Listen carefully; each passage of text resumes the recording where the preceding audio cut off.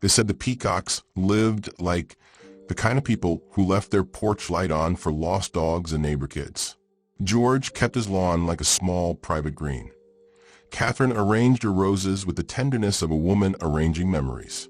Then one October night in 1989, somebody cut that light out. 2 elderly bodies were found in their home, stabbed, quiet, and folded like secrets. For 33 years, the town of Danby carried that silence in its chest. Tonight, the silence cracked. In 2022, an arrest that no one expected lit up a town that had spent a generation telling itself some versions of the truth. This is the story of a small town learning how to grieve slowly, of detectives who never stopped listening to what time refused to say, and of an arrest that promised justice and opened terrible new questions. Stay with me. This isn't a whodunit you can solve in a minute. It's a slow, stubborn unpeeling. Before we dive deeper, take a second to hit that subscribe button and like the video. Your support keeps me going. Let me know in the comments below where you are watching from. The old brick house on Route 7 sat like a punctuation at the edge of Danby. Unmistakable, weathered, somehow small against the sweep of Vermont sky. In autumn, it became a photograph. Smoke thin from the chimney, maples flaming. The world slowed into the right temperature for soup and light. George and Catherine Peacock built that house brick by brick in the way people build lives, with hands and habits and loose change saved in jars. They were the kind of couple who, to neighbors and bakery clerks and the kids who mowed their lawn every summer, seemed permanent. On paper, the Peacocks were ordinary. George, 70 at the time, had been a retired postmaster who kept his mail route spirit even after retirement. He would deliver admonishing jokes and a box of crackers to anyone who needed a laugh. Catherine, 67, kept a ledger of everybody's birthdays like a small, private government of kindness. They had a son who lived out of state and a granddaughter who would come every Christmas for mince pies and stories about how the war had been when it was easier to talk about ships than to talk about the things that swell behind eyes. The town learned what had happened on a Sunday morning. The Peacocks didn't come to church.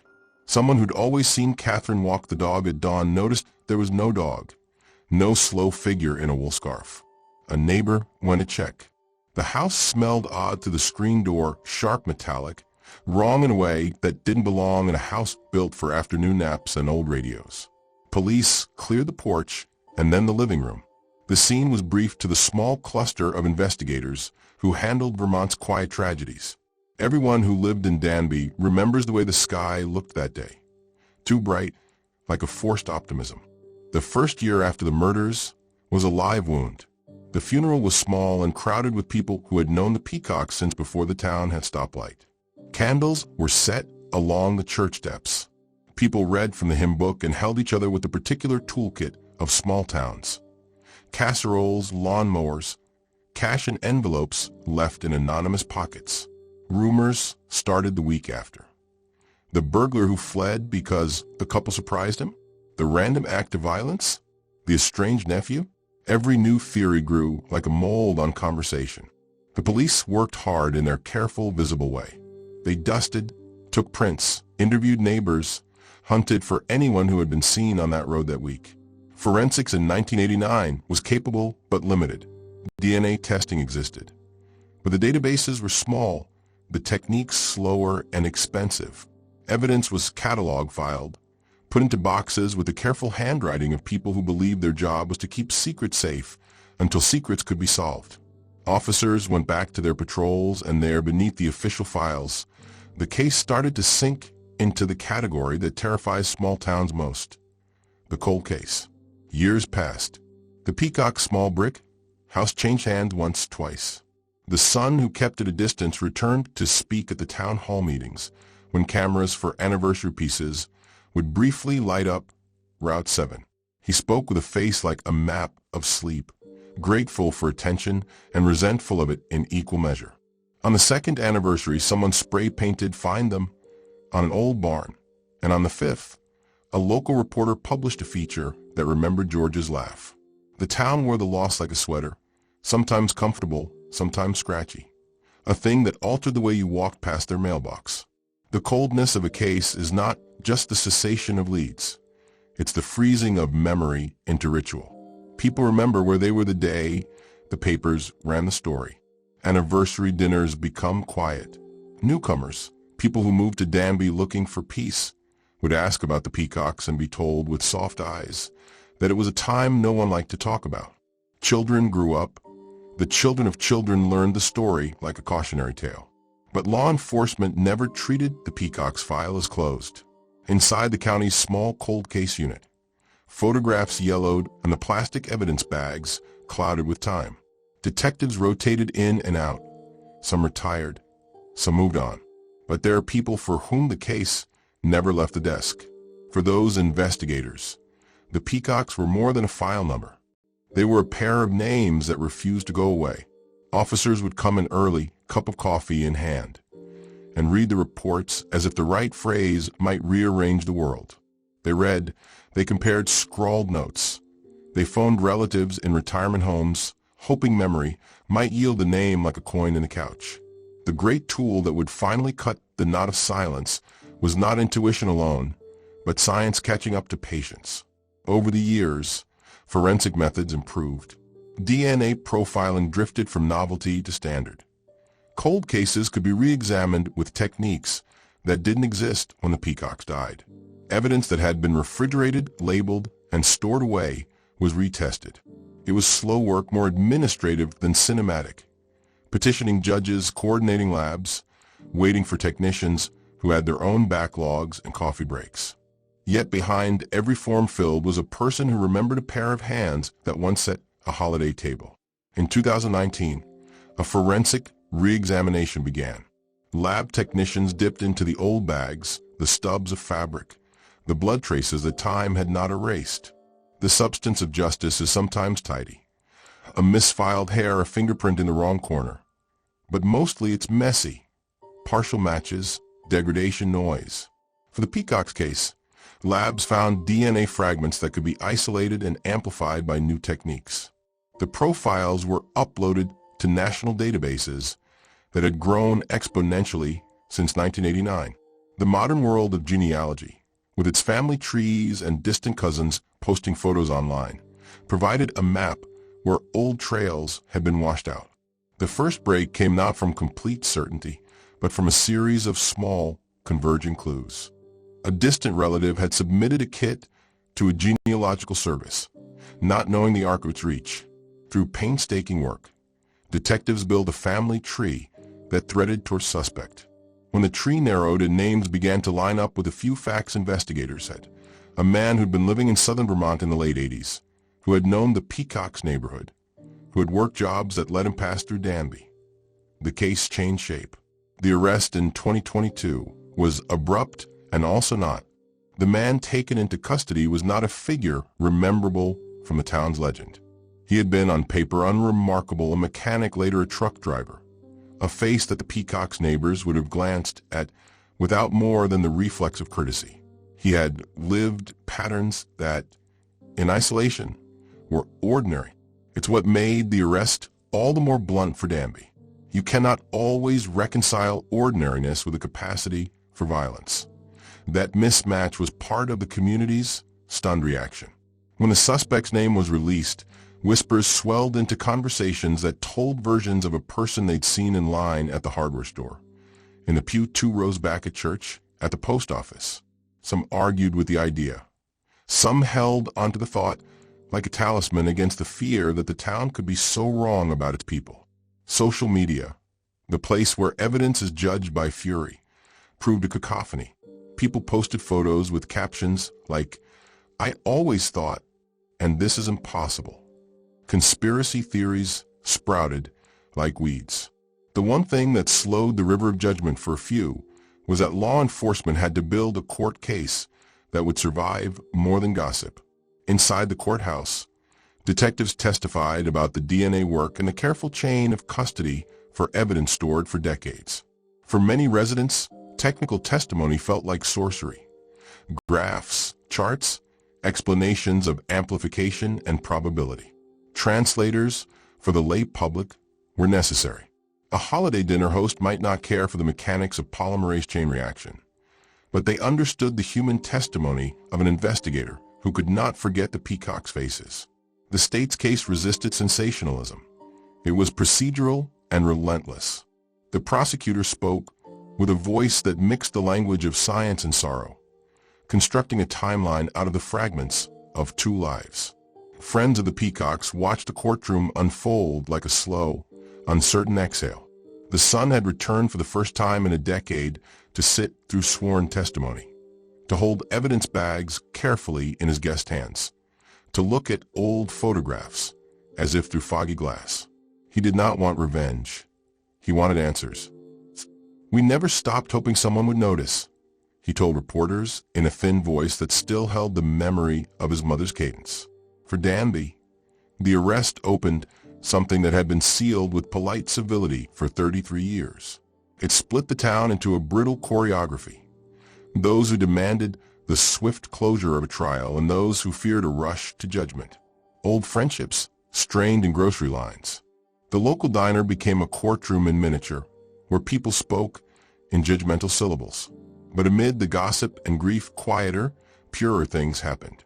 Younger residents who had only known the story as lore visited the memorial by the old mailbox. They left wildflowers and small handwritten notes. In that way, the past did what it always does in a town like Danby. It made the living scramble to care for each other a little more carefully. A truth about small-town crimes is that they never only belong to law enforcement. They belong to everyone who loved, overlooked, or passed by. The Peacock story threaded into houses and histories. Teachers used the case cautiously to teach children about safety. Local ministers spoke in sermons about the limits of understanding, and the attorney handling the prosecution took care in press conferences, reminding the public that a charge is not a conviction. The legal system, designed to administer fairness, can sometimes feel excruciatingly slow when the world wants to fix everything at once.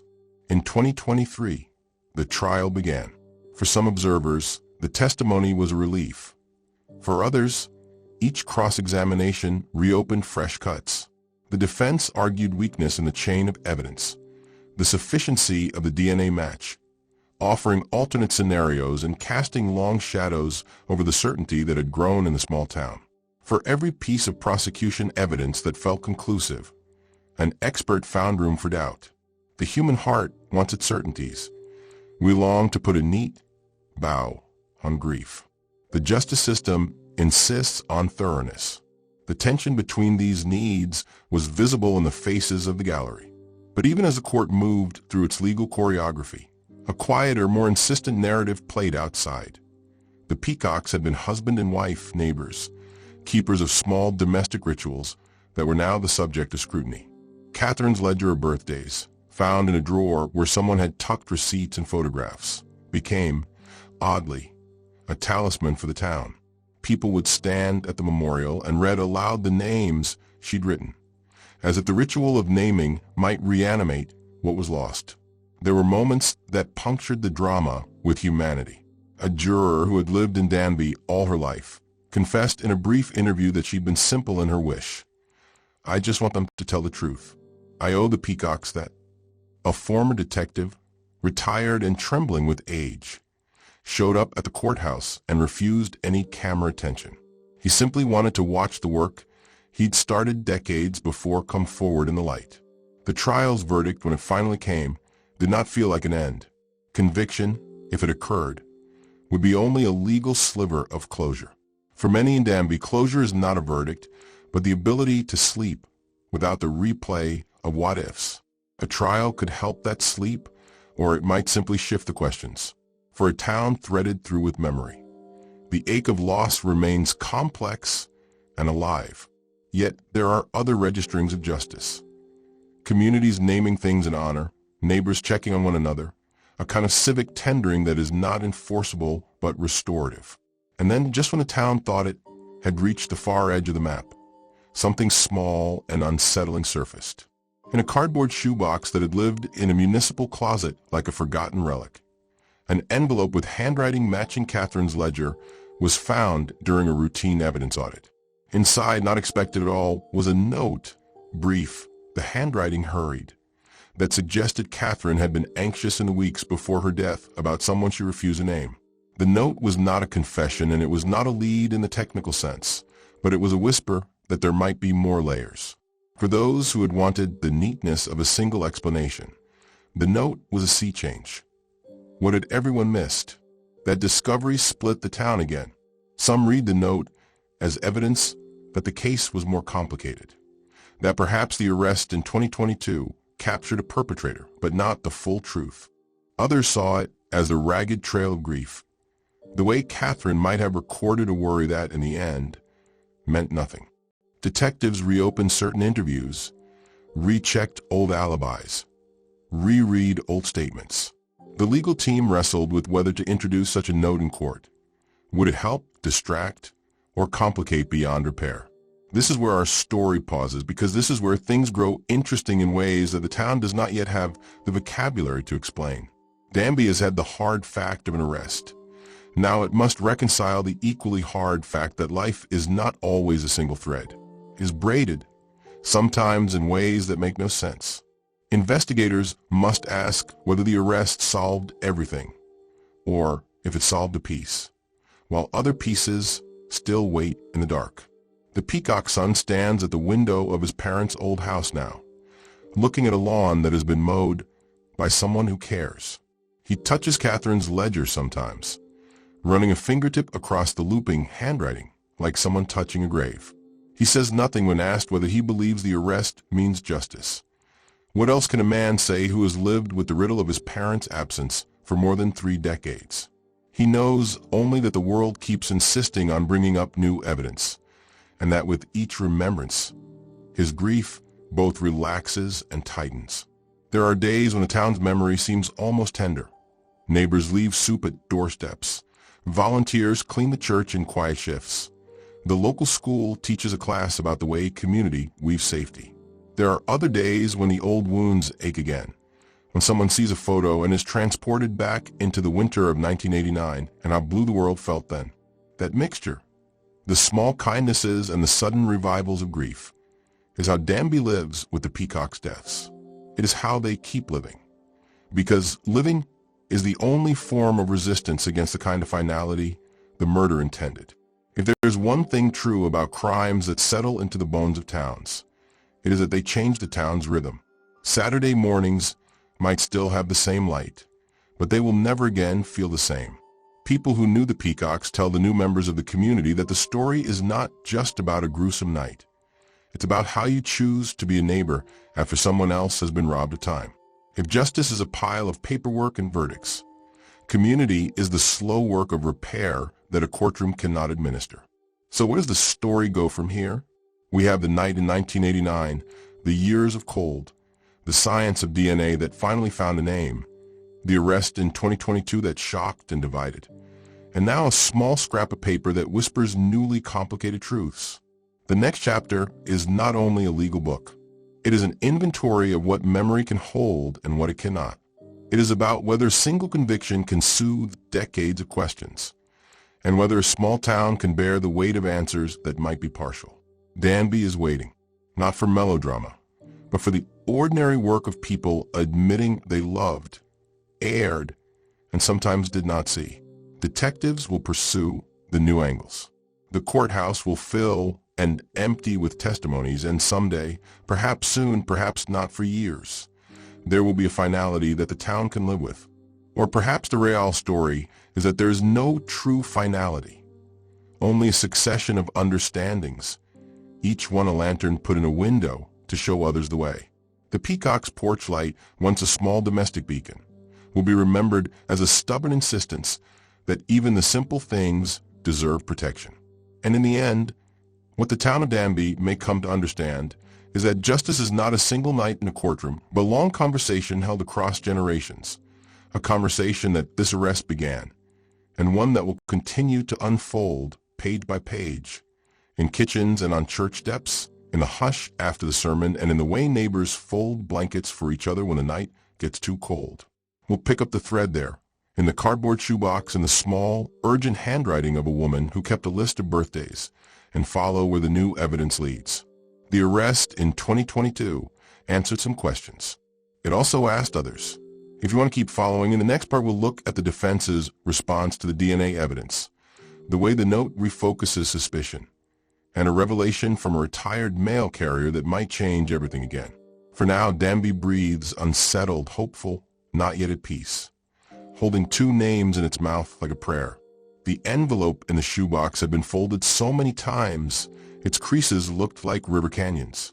Detective Mara Ellison held it with gloved hands, as if the paper might still be fragile with breath.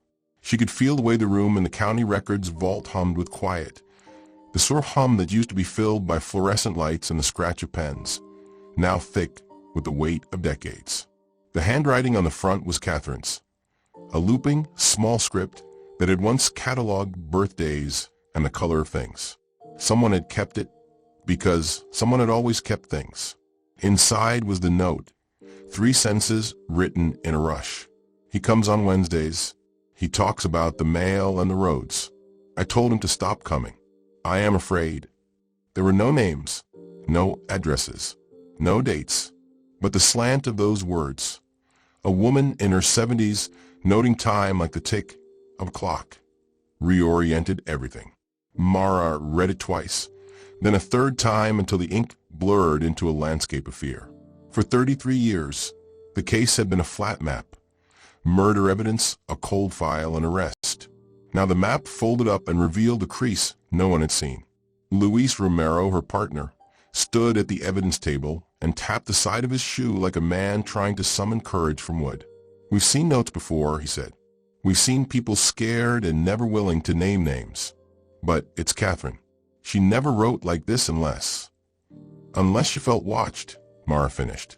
Unless she wrote what she could without saying what she knew. She looked at the date stamps on the back of the envelope, a routine inventory entry from 1990 when the evidence boxes had been resealed for storage. Whoever had handled it then had left the paper where it could be found, but not noticed a line that would make the world move. They reopened everything. It started as a recheck, the boxes, the plates, the scrapings from the back of the Peacock's house. And then it widened into a pulsing searchlight that scanned for anything missed. DNA that had once produced only noise was rerun through machines, now more precise. Matrices of transactions were re-examined.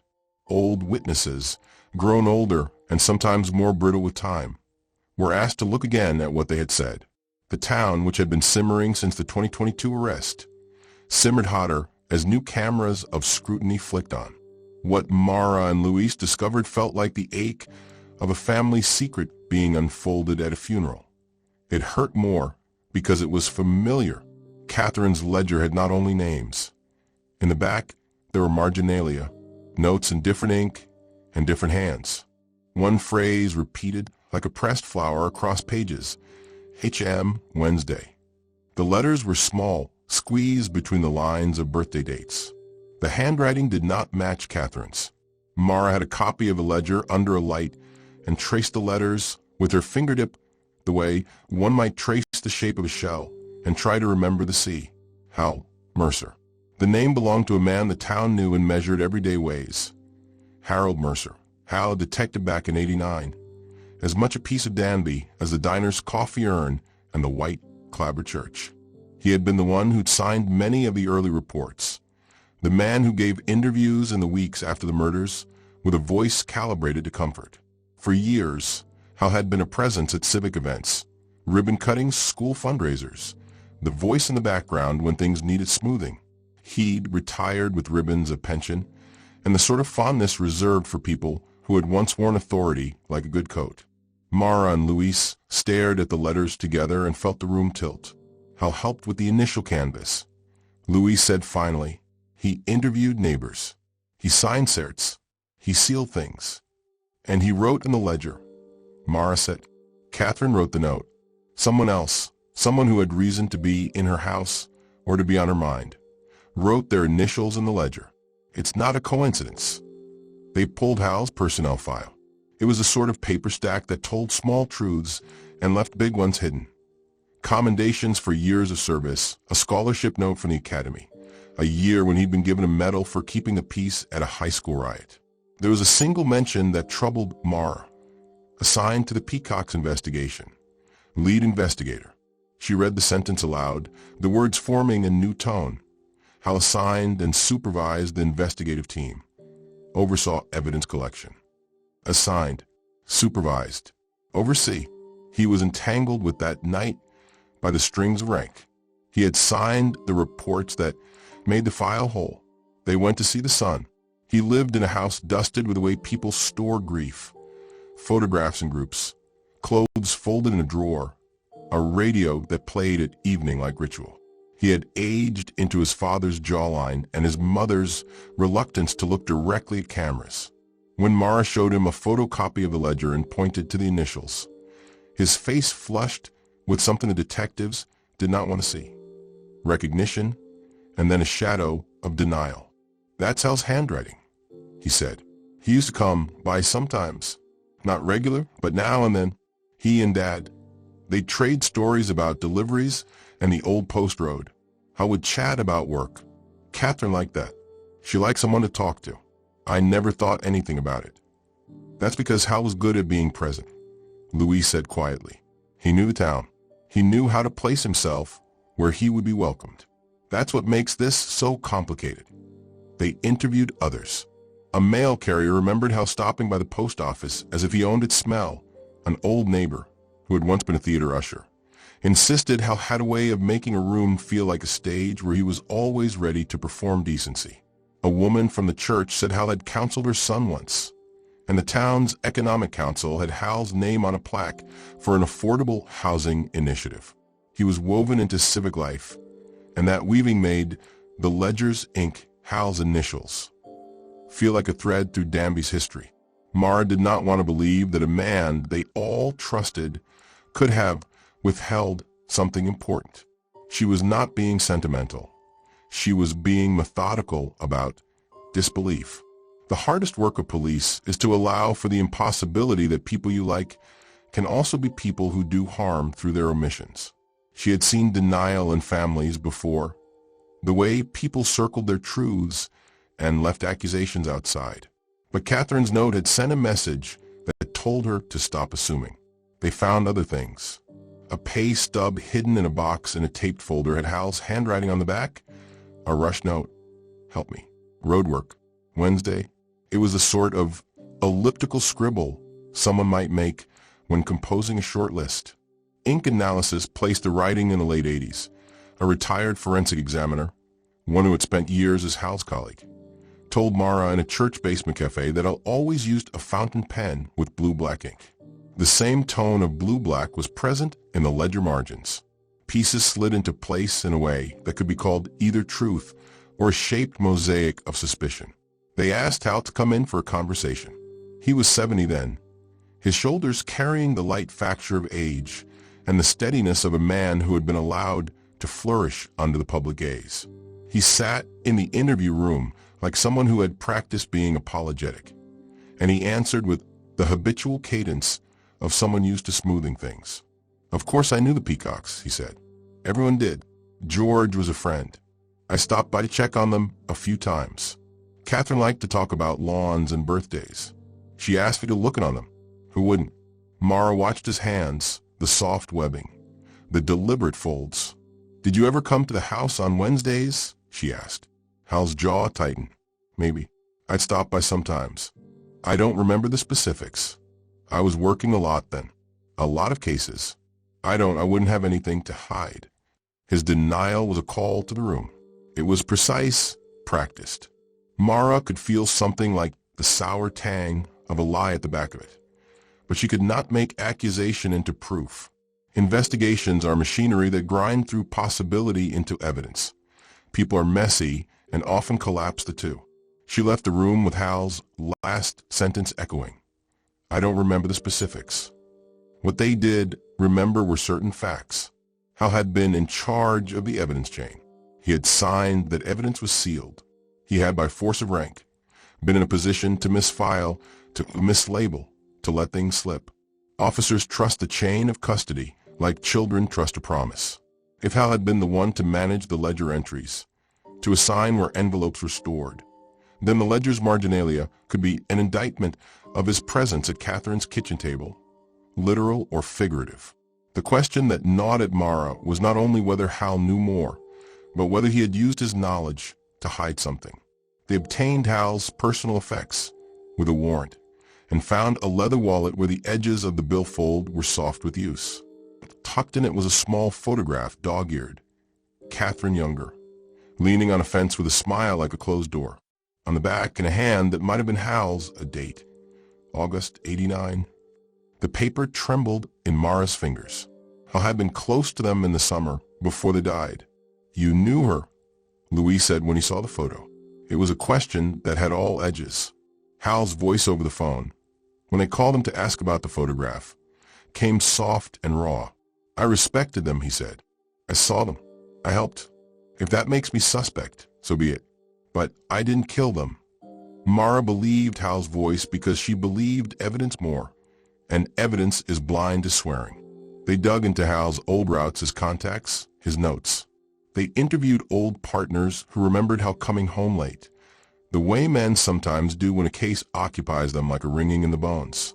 One said Hal had been obsessive about the Peacocks, checking in on windows, looking at the yard lines as if they might give a shape to a solution. Another said Hal had kept a scrap of Catherine's handwriting once, a torn piece after a storm had shredded the ledger. "It sat in a box," he said, "because Hal couldn't bear to throw things away." The more they learned, the more the town's picture shifted. People who had once made space for Hal in conversations now felt the floor pull.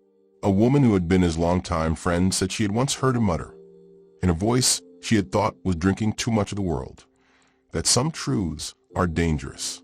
Hal had laughed it off when she asked, but the line of that laugh had a crack in it. Hal's house, when Mara visited, was tidy like a museum of an orderly life. Awards on the wall, fishing rods in a corner, an old uniform folded neatly in a drawer.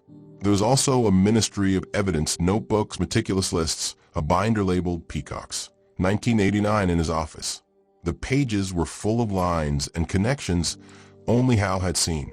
On one page, Mara found a diagram of names and times, with check marks, and at the center the phrase, "Wednesday, visitor unknown." The margin had a single line underlined, "Protect.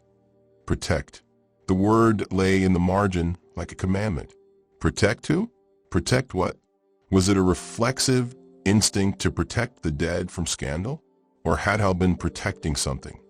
Or someone living? The 2022 suspect, Raymond Calder, watched the reopening like a man who had been plucked from sleep and returned to a court of ghosts. He had always maintained his innocence. His arrest had been the product of modern genealogy and a tangled tree of relations. And his defense, unless Hal's notes suggested otherwise, felt insufficient to some. The town had begun to fracture into camps. Those ready to vindicate the 2022 arrest, and those who now feared that the arrest might have been a closure offered artfully, a tidy end that kept bigger, darker things contained. Then the first undeniable proof arrived, a photo of Hal leaving the Peacocks' house the night before the murders. It surfaced through a pattern of luck and stubbornness. A retired highway department employee remembered, with the fuzzy clarity of an old man whose days repeat like seasons, that on that October he had taken his lunch break in a truck overlooking RT7. He had taken a photo of the autumn light, and in the margin of that disposable film, an unremarkable figure had been captured. A man with an overcoat, his silhouette folded like a question. The employee had kept the roll in an envelope on his mantelpiece. When Mara sent the film for development, the photo came back on glossy paper like the slow revelation of an X-ray. Hal's profile, the tilt of his hat, the way his shoulders sat in the photograph. Mara knew him by the angle he stood at a microphone. It was him, the photo said, leaving the Peacock's house. The timestamp on the envelope correlated with the night in question. He had been there.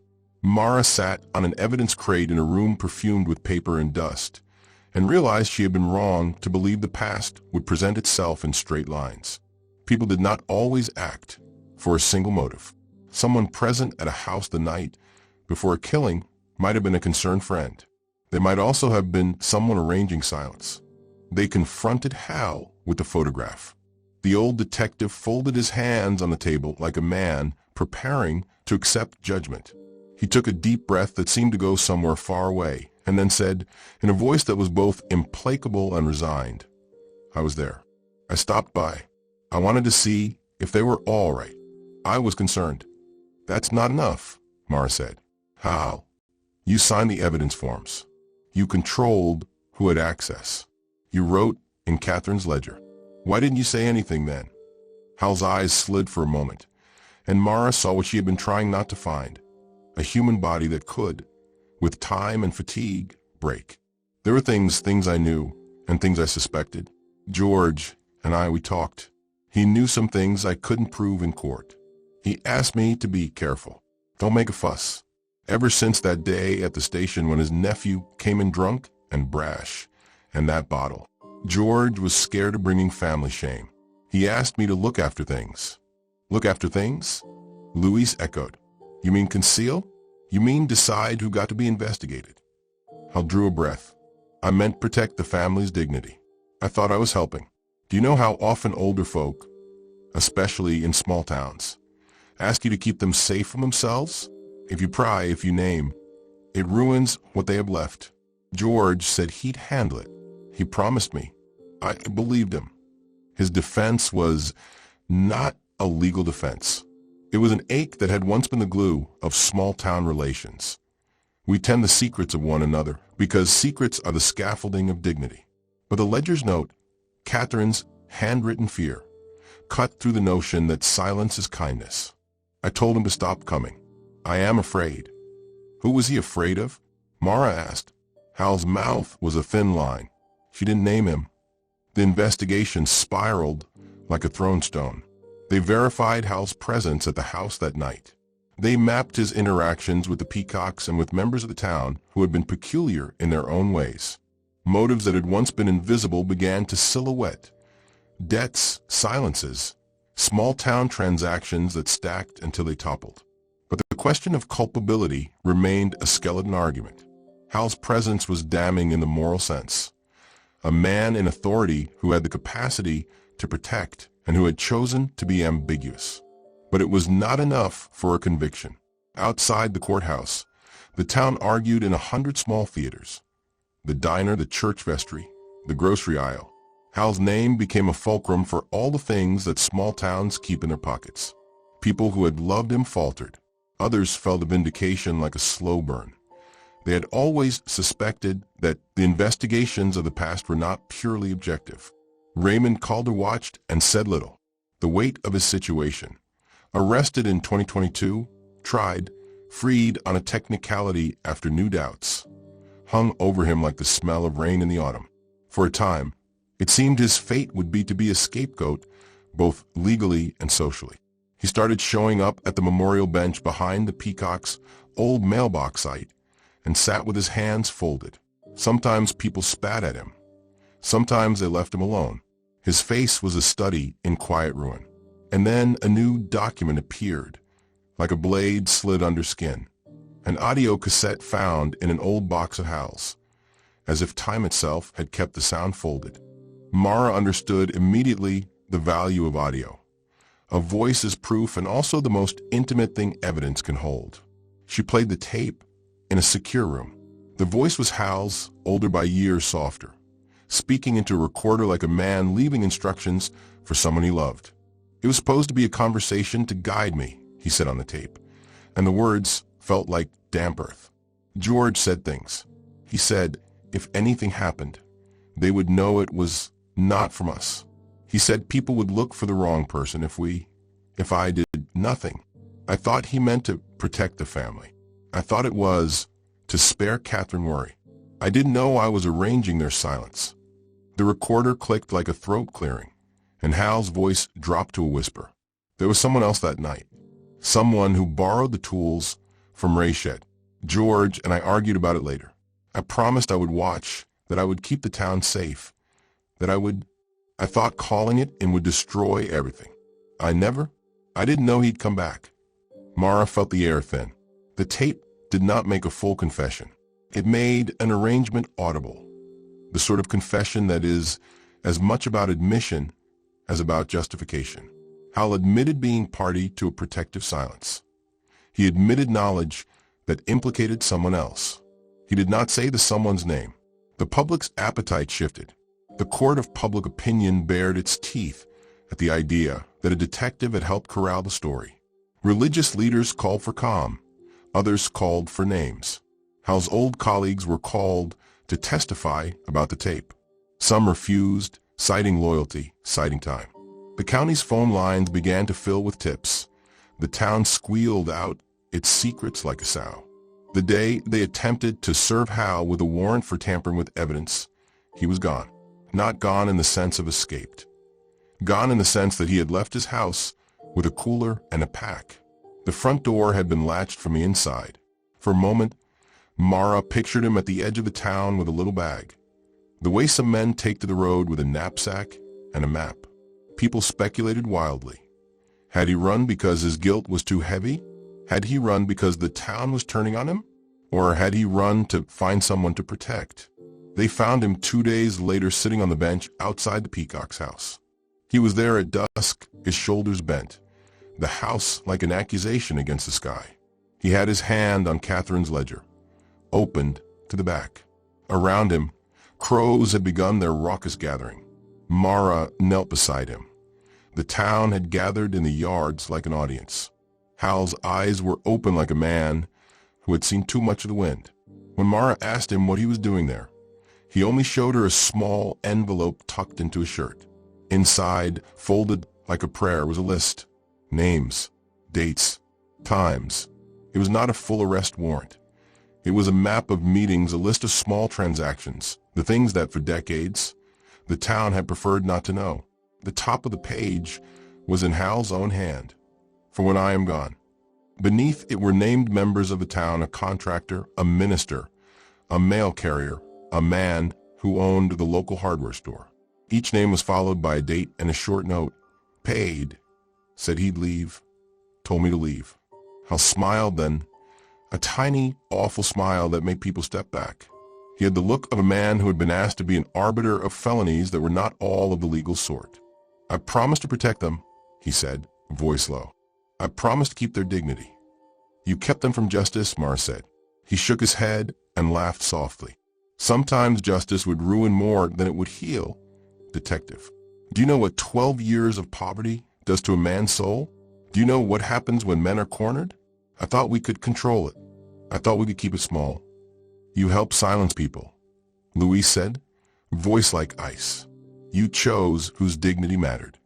Hal's eyes closed. I thought I was saving the town. I thought if we could save the town, we'd keep the rest safe. A small breeze stirred the fallen leaves and flapped the ledger's pages. Someone in the crowd started to cry. Hal's hands had begun to tremble. His breath moved like someone trying to wake up from a long dream. He pulled from the envelope another paper, folded tight. He looked at Mara as if he had decided to drop a final truth like coal into a dark. There's one more thing, he said. No more games, Mara said. Tell us. Now. Hal unfolded the paper. It was a small list of initials. One initial stood out because it was written in a hand Mara had seen before, Catherine's, CP. Next to it, an initial that matched Hal's own. HM next to that, another initial that no one in Danby would ever expect. Mara read it twice, then looked at Hal with a face that was cold and severe. RM. Raymond's middle initial is M. Are you saying Raymond was involved and you cover it? Hal laughed, and the sound was cracked like old glass. Raymond was used. He was young and angry and on occasion took odd jobs. People let him use their tools. George was ashamed of his nephew, but he also knew how to keep his family from scandal. After the funeral, people wanted ends tied. Raymond was convenient. Mara's jaw set. The way Hal spoke made Raymond's arrest feel like a wrapping up of a package someone in authority had taped. It made Raymond look like the string on a parcel that had been labeled and shipped. The town's sense of betrayal stalled in the air. Then Hal did something no one expected. He reached into his coat pocket and handed Mara a key. "It opens a storage locker at the bus depot," he said. "Number 17B. I rented it in the winter of 1990. I put there things I thought would make sense to remove from sight. Letters. A coat with blood I thought we could never prove. It's all there. I kept them because I couldn't decide if I should burn them or bury them. I couldn't choose." Mara took the key, as if it were a live coal. The locker, when they opened it, smelled like old metal and the cold of a space that had been sealed away. Inside were boxes labeled in Hal's meticulous hand: Peacock's 89, tools borrowed, payments, photos. There were also clothes. A coat with a stain that, when tested, presented a degraded sample of blood that matched Catherine's. There were tools. There was a small leather billfold with George's initials and a stack of receipts for payments made to a list of names. And there, at the bottom of the last box in a small tin, was a photograph that made Mara's hands shake. Hal, George, and a younger man in a trucker's cap. Raymond. The photograph was dated 3 weeks before the murders. The town screamed in slow motion.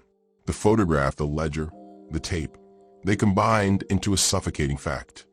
Hal had been intimate with the knowledge of the Peacock's deaths and had arranged a net of discretion that favored some and punished others.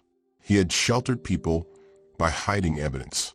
The town's beloved detective had, in trying to conserve dignity, conserved a crime. What followed was a humane catastrophe. Hal was arrested, not with handcuffs and a blaze of lights, but with a slow, necessary legal formality. He walked into custody with his shoulders stooped, his head bowed, and still in his pocket the small kinship of a man who thought his acts were for the greater good. The town watched him handcuffed, and the watching was a kind of violent unburdening. Raymond Calder, who had been found guilty in the court of public suspicion but not in the court of law, was exonerated of the murders within months. The legal system moved like molasses when history is thick with old secrets. But move it did. The exoneration came with a tidal wave of apology that the town could not stomach all at once. The county issued a statement. Old officers issued retractions and tremulous mea culpas. There were vigils, and then there were small acts of reparation. A community fund set up for Raymond and his family, a plaque for the Peacocks, classes at the high school about ethics and policing. It felt like a stitch made with both hands, but the stitch tore open again. During Hal's preliminary hearing, defense counsel, representing Hal in a case that now included charges of obstruction, tampering with evidence, and accessory after the fact, called a witness who had not been on anyone's list. Reverend Daniel Pike, the town's pastor for 30 years. He had been Hal's friend, and the one many turned to when things grew hard. He had presided over memorials and baptized 4 generations. He had been photographed with Hal at the ribbon cutting, smiling as if the world were a proper place. Reverend Pike took the stand and, in a voice that was soft and practiced in Scripture, said words that shook everyone in the courtroom. He testified that George Peacock had come to him in the weeks before the murders, distraught. "They'll break the family," George had said, referring to a debt he had been forced into after a contractor swindled him and after a flurry of small-town compact deals had gone wrong. Reverend Pike said he had advised George to let it be handled quietly. He had also, much to everyone's astonishment, testified that Hal had sought his counsel after the murders, that Hal had said the town could not bear the public destruction of certain names, that the town needed to be protected from itself. The Reverend's words were not merely counsel. They were, in the way he spoke, a shared decision. The pastoral confession that George and Hal had engaged in with him made the crime communal even as it made its hiding an act of pastoral discretion. The witness list expanded like circles in a pond. Mara realized in a slow, terrifying rectangle of comprehension that the murder had never been solely a violent act of a single man in the dark. It had been an accident made of many small moral failures. People in positions of trust had chosen to fold difficulty into silence. They had believed themselves protectors, and in doing so had become conspirators of omission. The final blow came like the last bell of a long day. A reporter, a young woman with a dogged manner and a way of asking questions that did not let the town smooth itself, unearthed a box in the minister's office. It was a small confession that Reverend Pike had written in the purple ink style of a man who keeps both a ledger and a conscience. In it he wrote, plainly, we kept them quiet. We thought we were saving lives. If any names come up, tell them we were protecting. Tell them we were wrong. It was unsigned, but the handwriting matched the Reverend's. The photograph that dangled beside the note had Hal, George, and the Reverend together, arms around each other's shoulders. Danby did not have one villain now. It had many. The town's narrative, that of a brutal, senseless invasion of peace, had been complicated into a moral parable about the human cost of preserving strangers' dignity. The revelation that trusted leaders had taken it upon themselves to protect reputations at the cost of truth forced people into an ugly arithmetic. How do you weigh one person's dignity against another's life? There were protests and defenses, and sermons and exasperations. Neighbors stopped talking. Children at the high school began to exchange whispered, frantic versions of what their parents had always said about keeping things to yourselves. Mayor's own mother called, voice small and wanting reassurance that the police were not all the same. It's not us, Mara told her. Not all of us. Hal's trial unfolded like a slow cataract. His defense counsel argued that he had been a man of his time, that his actions had been misguided, maternal instincts applied to civic life. Prosecutors argued that he had made choices that placed expedience above truth, and that those choices had changed the course of justice. The jury, a gouache of Danby's faces, the retired, the widowed, the young, had to decide not merely facts, but what the town would accept as the limits of mercy. In the end, Hal was convicted of obstruction and tampering. It was a small justice for a large crime. The legal system could not resurrect the Peacocks, and the murderer's responsibility had already been clouded. The town accepted the verdict with the same mix of relief and nausea with which people accept that warm weather will come again, grateful and disoriented. The community, however, wanted more than a verdict. They wanted absolution. They wanted the world to be tidy. A verdict, however, is only paper and a set of consequences rendered by law. It is not a clean answer to the moral rot a community discovers when protectors hide rot beneath varnish.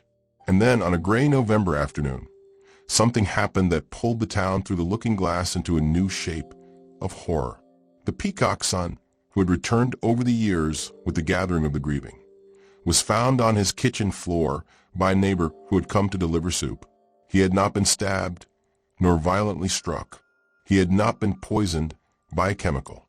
He had been administered a sedative in a measured dose, then a second compound that produced a sleep like death. Beside him in his hand was Catherine's old ledger, open to a page where she had, in letters that shook with the weight of years, written one last line. They promised. They failed. The son's eyes were open and glassy. His mouth formed a single word without breath. Forgive. The town's sense of reality fractured. There were whispers of suicide, whispers of accident, whispers that someone else had come and closed a loop of shame. The coroner's report would later show that the sedatives were old pharmaceutical compounds that were hard to acquire, but not impossible. The list of people who could have obtained them was a small one in Danby. Hal's conviction was no wall against the kind of contempt that communities ferment, the quiet, slow poison of guilt and the desire for an ending that feels like justice. The investigation into the son's death widened to swallow the town. Fingers pointed at those who had been most entangled in the secreted decisions. The contractor, whose name had been on Hal's list, the minister, whose counsel had encouraged silence, and a handful of others whose small acts of concealment had become large-scale betrayals. People who had once gathered at the kitchen table for coffee found themselves avoiding one another, imagining the way decisions they had made in good faith might have killed a man. At the funeral, the pastor's eulogy faltered.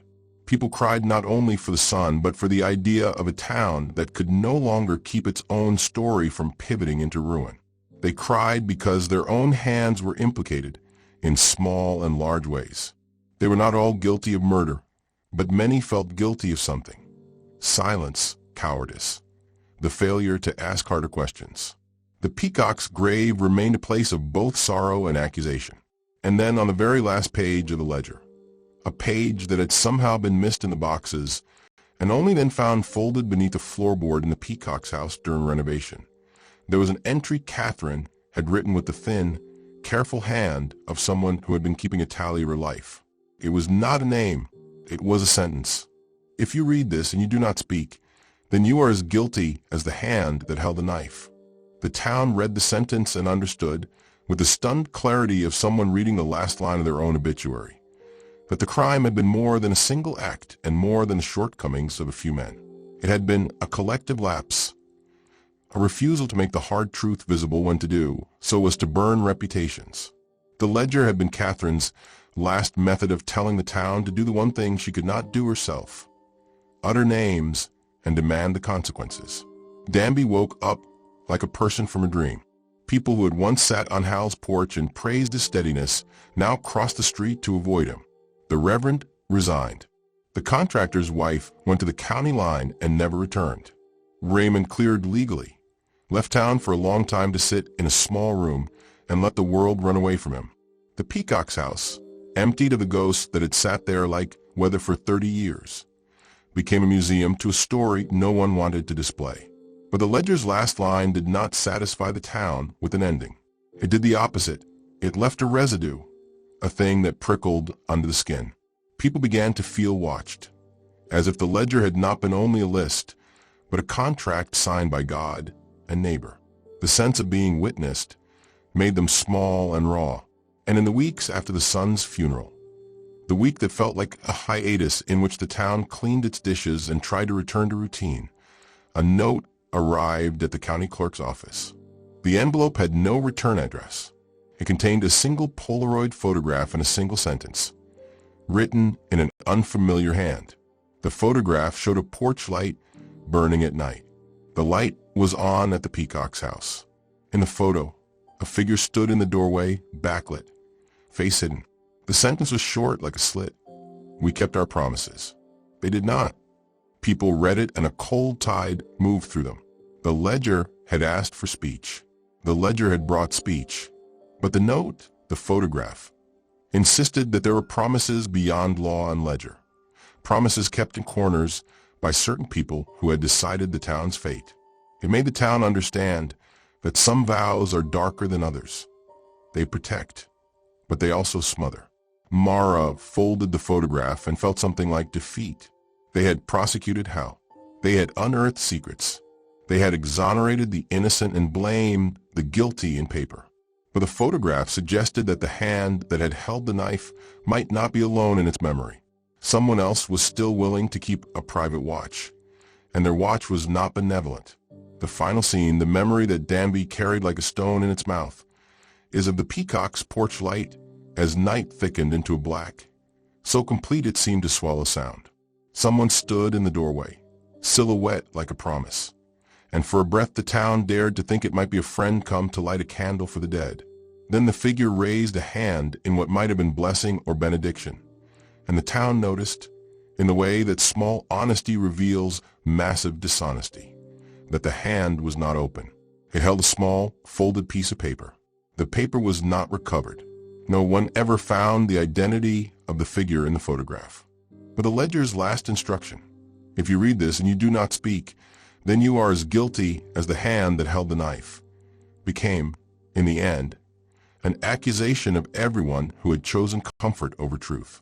It left Danby a town that could no longer be its small self, a town with a new architecture of suspicion that would, for generations, make people think twice before they offered kindness as a cover. The shock that the community felt at the end was not merely legal. It was moral, psychological, existential. It was the realization that the line between protector and perpetrator is not always sharp. Sometimes it is blurred by good intentions, by the fear of scandal, by the desire to keep the world intact. The ledger found where it had been hidden made the town finally see the cost. A life extinguished, 2 elderly neighbors murdered, a son dead of a quiet poison, reputations ruined, leaders disgraced, and the knowledge that some promises, when kept in the dark, become curses. In the nights that followed, people in Danby found themselves looking at their own porches, flicking on their lights as a talisman. They checked windows. They asked questions. They no longer trusted the warm, practiced partialities that had once smoothed over hard truths. They had witnessed now the ledger, the tape, the boxes in locker 17B, the photograph of a man in a doorway. They had the fact that silence had been chosen and that silence had, like rot, eaten the town from within. Justice, in this story, did not feel neat. It felt like a slow burn that exposed more than it healed. For all the arrests and hearings and verdicts, for all the small acts of contrition, something remained like a whisper at the back of the neck. There are people who will always prefer to decide which truths the world can keep. They will justify themselves with mercy, with preservation, with the language of protecting the town. But mercy wrapped around concealment is not mercy at all. It is complicity. On the last page of the ledger, written in the margin by someone not previously mentioned, there was a single sentence added after everything else had been read and filed and judged. The handwriting was different, angular, small, like someone squeezing a word through clenched teeth. It read, "And yet we did it for them." They never found who wrote the sentence. The town tried to believe it was an act of contrition. It could as easily have been a defense. Danby carried that uncertainty like a second, private murder. It closed its shops a little earlier. It stopped hosting certain gatherings. The parish council rewrote their protocols. People moved away. Newcomers arrived and felt the old air like a bruise across the town's face. The Peacock's house sat longer empty. Then it was sold and then abandoned again. The ledger went into a case that people requested to see on stormy afternoons, as if watching the paper would explain how the world could be both kind and cruel. In the end, the most chilling revelation was not that Hal had been flawed, or that the Reverend had counseled silence, or that the son died of a slow poison. It was that a town's desire to be kind, to spare scandal and keep dignity, had become its worst enemy. The most frightening truth was that ordinary people, trusted and beloved, could band together to protect reputations at the cost of a human life. And the final image the town could not stop seeing at night, the photograph with the figure framed in a doorway, lingered like a question with teeth, who stood in the light and kept watch, who had promised to be kind and instead kept a knife warm for 33 years. They never answered the question to everyone's satisfaction. They answered it for some. They answered it in ways that left unhealed places in the town's heart. The ledger had asked them to speak. They had spoken. But speaking did not save them from the knowledge that sometimes the hands that warm you in the dark are the same hands that will hold the blade. Don't forget to subscribe, like the video, and turn on the notification bell so you stay updated with mystery cold cases. Let me know in the comments where you are watching from. Thanks for watching.